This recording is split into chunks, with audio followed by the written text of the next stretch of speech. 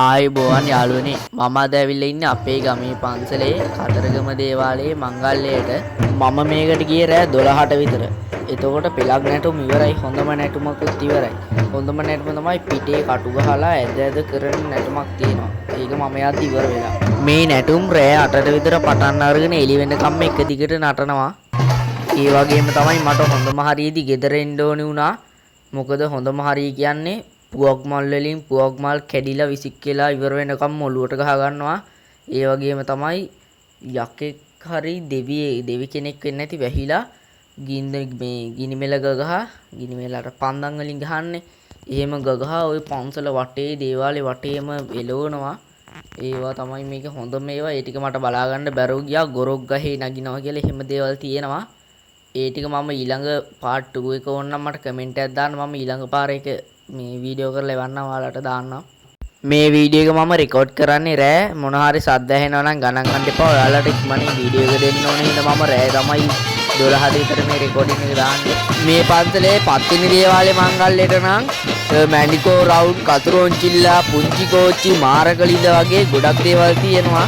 ඒක මහා පරිමාණයෙන්ම කරනවා ඒක. ඒ වගේම තමයි පත්තිනි දේවාලේ මංගල්‍යයේ ප්‍රසිද්ධම නැටුම් දෙකක් තියෙනවා. අඹ විදිනවා සහ මරාව් පද්දනවා කියලා. ඒ දෙක තමයි ගොඩක්ම කට්ටිය බලන්නේ.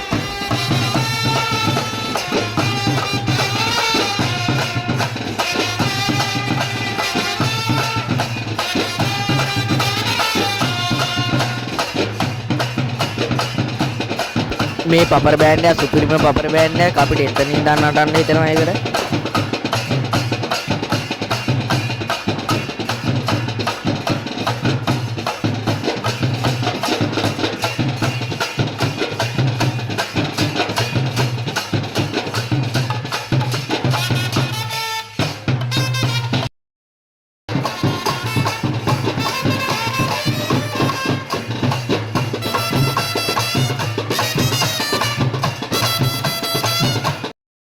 මේ තියෙන එකේ කඩවල් ටික කතරගම දේවාලේ මංගල්‍ය කඩවල් අඩුයි. පත්තිනි දේවාලේ මංගල්‍ය තමයි ගොඩක්ම කඩවල් තියෙන්නේ. මේකේ අනිත් වතාවල් වල ගිනි පාගනවා. මේ පාර ගිනි පෑගුවේ නෑ. ඒ මොකද දන්න එක අයින් කරලා මේ වෙන දන්න ওই ටයිම් එකේ ඉඳලාම කොට පුච්චලා ඒවා මේවා කරලා තියෙනවා ගිනි පාගන්න. පාන්දර 4ට විතර තමයි වෙනදා ගිනි පාගන්නේ මෙන්න මෙතන. හරි ඉතින් මෙතනින් මම කතා නවත්තන්නම්. ඉස්සරහට ඔයාලා වීඩියෝ එක බලන්න. මේකේ පාර්ට් 2 ඕනේ නම් අනිවාර්යයෙන්ම කමෙන්ට් එකක් දාන්න. පත්තිනි දේවාලේ මංගල්‍ය වීඩියෝ එකක් ඕන නම් ඒත් කමෙන්ට් එකක් දාන්න. අනිවාර්යයෙන්ම මම ඒ වීඩියෝ එකත් ඔයාලට දෙන්න.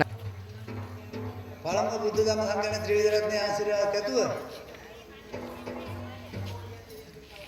මෙලොව රක්ෂණය කරන්නා වූ තිතුම් කෝටි අධිව්‍යංග ආශිර්වාදයක් ඇතුව සබාව දෙන්නා වූ ලොකු කුඩා සෑම සියලු දෙනාගේම අවසරයක් ඇතුව තේරෙ පිටි ගන්නටයි හදන්නේ නේද? ඔව්. ඔව්.